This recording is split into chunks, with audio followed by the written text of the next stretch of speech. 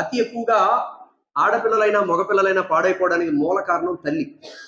పైన ఆడవాళ్ళు ఉన్నారు, తిట్టుకున్నా పర్లేదు నన్ను, ఎందుకంటే తిట్టుకున్నా పర్లా, ఆడు అలాగే చెప్పాడు, ఆడు వెళ్ళిపోయాడు, ఆడు ఎదో మాట చెప్పి వెళ్ళిపోయాడు, నన్ను తిట్టుకున్నా పర్లా. కానీ వాస్తవం ఇది. ఎందుకంటే తండ్రి కంటే ఎక్కువ తల్లికి అన్నీ తెలుస్తుంటాయి లోపల ఏం జరుగుతుందో.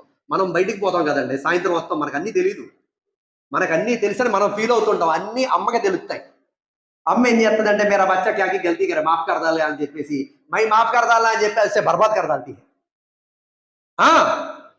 ఆవిడికి అన్నీ తెలుసు. ఈయన ఎవరితో చాటింగ్ చేస్తున్నాడో తెలుసు, ఎవరితో లైన్లో ఉన్నాడో తెలుసు, ఎవరితో మాట్లాడుతున్నాడో తెలుసు.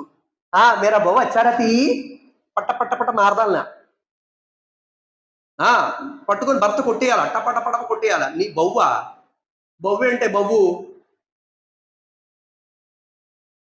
పిల్లలు పాడైపోవడానికి ఆడవాళ్ళు మూల కారణం. కొద్దిమంది వాళ్ళ బాగుంటుందా,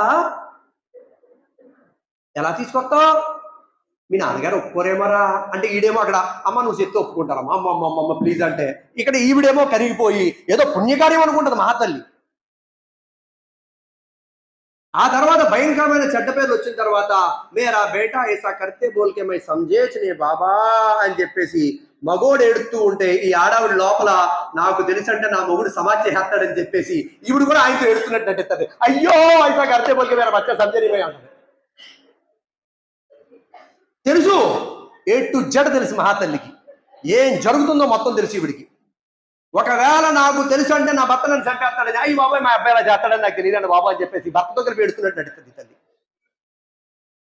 కొడుకైనా కూతురైనా పాడవడానికి ముఖ్యమైన కారణం తల్లి ఎక్కువ శాతం, తండ్రి తక్కువ శాతం. ఎందుకంటే పోతాడు బయటికి పొద్దున్న, వీళ్ళ కోసం ఏదో సంపాదించాలి కదా, ఏదో చెయ్యాలి కదా, ఏదో కూడబెట్టాలి కదా అని సాయంత్రం దాకా కష్టపడి వస్తుంటే, నానా తిప్పలు పడి వస్తుంటే ఈ లోపలంతా కూడా ఈ డ్రామాలన్నీ నడిచేస్తుంటాయి.